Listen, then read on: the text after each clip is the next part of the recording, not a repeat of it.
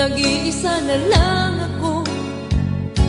Ayaw ko na na magmahal, pagkat lagi na lang iniiwan ang tulad ko. Ngayon ay biglang nagbago, pagkat sa piling ko ikaw ngayon'y naririto.